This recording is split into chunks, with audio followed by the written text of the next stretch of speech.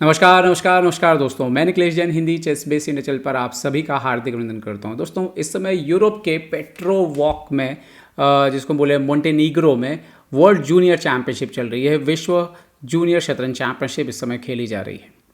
अगर हम भारतीय शतरंज का इतिहास उठा के देखें तो पुरुष वर्ग की बात करें तो सबसे पहले विश्वनाथन आनंद जी ने से किताब को जीता, उसके बाद पेंटाला हरिकृष्णा ने जीता और उसके बाद अभिजीत गुप्ता विश्व जूनियर चैंपियन बने। पर उसके बाद एक लंबे समय से भारत के किसी भी खिलाड़ी ने, पुरुष खिलाड़ी ने, बालक खिलाड़ी ने विश्व जूनियर चैंपियनशिप का खिताब जो है वो अपने नाम नहीं किया। तो क्या अब वो समय आ गया है कि भारत को एक बार फिर से विश्व जूनियर चैंपियन कोई खिलाड़ी मिलेगा? संयोग पूरे हैं, मौका पूरा है और सामने हैं भारत की उम्मीद लेकर के Pranav V, grand master Pranav V, जिनका वर्तमान रेटिंग 2615 है और बहुत ही टैलेंटेड हैं। आपने पिछले कुछ समय में देखा है कि उन्होंने कैसे कई बढ़िया टूर्नामेंट में जो है शानदार प्रदर्शन किया है और रोमांचित किया है अपने प्रदर्शन से। तो ये अगला खिलाड़ी है जिस पर नज़र रखने की ज़रूरत है और प्रणव वी फिलहाल विश्व जूनियर चैंपियनशिप में दूसरे वरीय खिलाड़ी हैं। आइए देखते हैं दूसरे राउंड में उन्होंने कैसा मुकाबला खेला। सफ़ेद मोहरों से खेल रहे थे यहाँ पे प्रणव ने E4 खेल की शुरुआत की। उनके अपोनेंट ने फ्रेंच ओपनिंग खेली। उनके अपोनेंट थे एक्सेल फॉल्कवॉल, जो कि रिप्रेजेंट करते हैं यहाँ पर स्वीडन को। उनका 24G1 यहाँ पर 2401 उनका रेटिंग था। D4 हुआ, D5, night D2, night F6, यहाँ पर E5 किया, मेन लाइन है, नाइट जाता है पीछे D7 पे, बिशप D3 से डेवलप करते हैं यहाँ पर प्रणव और अब एक्सेल यहाँ पर खेलते हैं C5।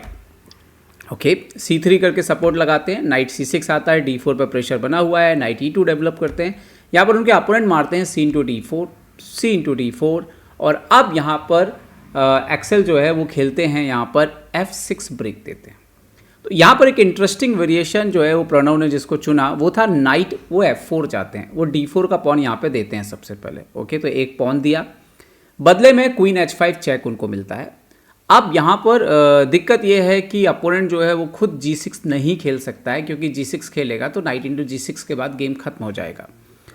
तो उन्होंने यहाँ पे किंग E7 खेला, तो बदले में आपको मिला कि अपोनेंट का कैसल जो है यहाँ पे टूट गया। अब अगली चाल आती है night G6 check, H into G6, इसके बाद वो चेक देते हैं E into F6, night F6, queen into H8। अब आप इस पोजीशन को देखोगे तो एक नाइट दिया है, एक पॉन दिया है, एक पूरा रुक लिया है, लेकिन एक जो जिसको आप बोले कि ब्लैक के पास क्या है, ब्लैक के पास पीस एक्टिविटी ठीक ठाक है। सेंटर पर 2 पॉन हैं, डबल बिशप है, डबल नाइट है, सिर्फ रुक दिया है। तो अगली चाल आती है किंग F7, ताकि G8 के स्क्वायर को पकड़ के रखा जाए, G7 को पकड़ के रखा जाए, G6 को पकड़ के रखा जाए, ताकि बाकी के मोहरे आपके फ्री हो सके। कैसल कर लिया प्रणव ने यहाँ पर और अब उनके अपोनेंट E5 खेलते हैं, जो सबसे स्टैंडर्ड रिप्लाई दिख रहा है, क्योंकि बिशप आपके दोनों जो है वो ओपन हो जाते हैं। इसके साथ ही नाइट सेंट्रलाइज है, 2 पॉन सेंटर पर हैं, तो एक्चुअली में ब्लैक के पास कंपनसेशन तो है। लेकिन इस तरह की लाइन जब कोई खिलाड़ी चुनता है तो यहाँ पर प्रणव की तैयारी बढ़िया थी। यहाँ पर आप एक तरह से सवाल पूछते हैं अपने अपोनेंट से, चलो ठीक है, पोजीशन तो ठीक मिल गई आपको, लेकिन इसके आगे के प्लान का क्या, कौन सा पीस एक्सचेंज करना है, कौन सा नहीं करना है, कौन सा पीस कहाँ जाएगा, इन सवालों का क्या। और यहीं पर अपोनेंट गलतियाँ जो है वो करता है, ये कोई भी तैयारी करने वाला खिलाड़ी मान के रखता है। ओके, नाइट B3 खेला यहाँ पे प्रणव ने। वो बोल रहे हैं कि ठीक है, आप ये नाइट एक्सचेंज कर लीजिए। एक्चुअली में ये एक्सचेंज करना ठीक था, AB3, बिशप F5, इवन ये पोजीशन आ जाए तो ये ब्लैक के लिए कंफर्टेबल है, क्योंकि सेंटर बहुत स्ट्रांग है।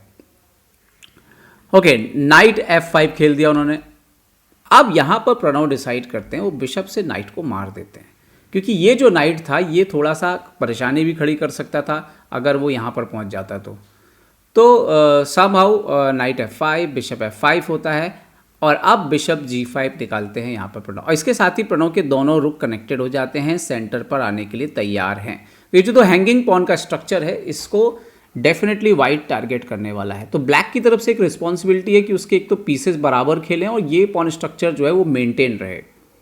बिशप G5 का जवाब उन्होंने दिया क्वीन B6, जो ठीक लगता है, रुक AD1। हालांकि क्वीन B6 की जगह क्वीन D6 ज़्यादा सॉलिड हो सकता था इस पोजीशन में, ताकि आप ये 2 पॉन को सपोर्ट पे रखें।